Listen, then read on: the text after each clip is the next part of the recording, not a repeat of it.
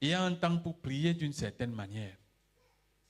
Et la religion nous a enseigné, je ne vais pas nécessairement dire une mauvaise manière de prier, mais c'était une manière de prier.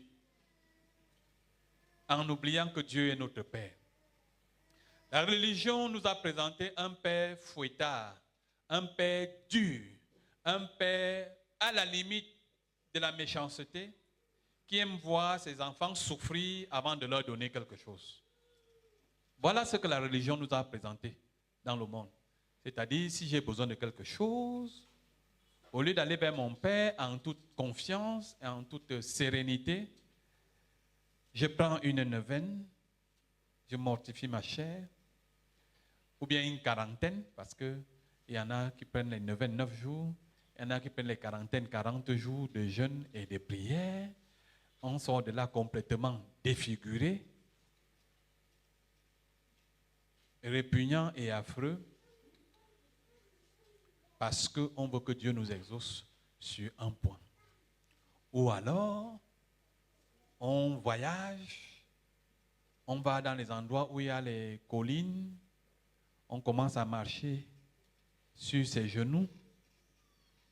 C'est au niveau où quand la peau sera au niveau de la rotule, c'est-à-dire qu'on aura complètement écorché les genoux, que le cœur de Dieu va se laisser attendrir pour nous exaucer. Ce n'est pas en ce Dieu-là que moi j'ai cru. Amen. Amen. Moi, ce n'est pas en ce Dieu-là que j'ai cru. Je considère Dieu comme mon Père. Et j'ai essayé de transposer dans ma propre vie, j'ai des enfants. Est-ce que ça me plairait de voir, dites-moi les parents qui sont ici, ça te plairait de voir ton enfant avec le genou sanguinolent venant te dire, papa, je veux le pic. J'ai commencé à marcher à genoux comme ça là. J'ai commencé à blesser mes genoux comme ça là pour que tu me donnes le pic. Comment ça vous fera dans le cœur? Mais pourtant, voilà ce que la religion nous a enseigné. Que Dieu est dur. Il faut vraiment se mortifier. Il faut faire des scarifications pour recevoir quelque chose de Dieu. Ce n'est pas en ce Dieu que moi j'ai cru. J'ai cru en un Dieu qui est mon Père.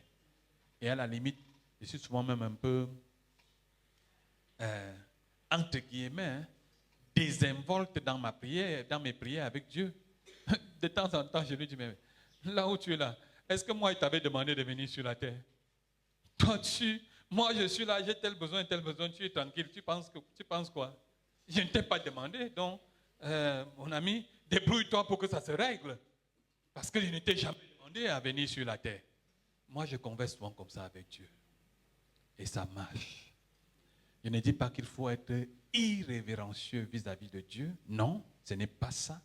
Mais on doit développer une relation qui est telle qu'on devient fusionnel avec son Père. Dieu est mon Père. Je n'ai pas besoin de prendre des détours pour commencer à lui demander quelque chose. Sinon, il n'est pas Dieu. Amen. Amen. Donc, j'ai souvent vu, je vous ai donné l'exemple ici la dernière fois, un de mes fils ici, il était tout petit, je pense qu'il devait avoir 1 an et demi ou 2. Il parlait déjà quand même. Ah, papa, tu sors, bon, il faut me garder. Je lui ai dit, je n'ai pas d'argent. Il dit, non, il faut garder même si tu n'as pas d'argent. Et quand il était rentré, je n'avais pas gardé. Il m'a dit, est-ce que tu as gardé? J'ai dit, non, je n'ai pas gardé. Il t'a dit que je n'avais pas d'argent. Non, je suis fâché. Hein? Tu devais me garder même si tu n'as pas d'argent. C'est ce type de relation que nous devons avoir avec notre Dieu. Moi, j'étais un homme, je n'avais pas d'argent. Ce qui est évident, c'est que si j'avais eu l'argent à l'époque là, j'aurais gardé. Mais Dieu, lui, il a tout. Son grenier est inépuisable. Ça signifie que quand il doit garder, il doit garder. C'est une obligation pour lui. Parce que vous ne lui avez pas demandé de venir sur la terre. Amen. Vous ne lui avez pas demandé. C'est lui qui a décidé. Amen. C'est lui qui a décidé que vous allez venir.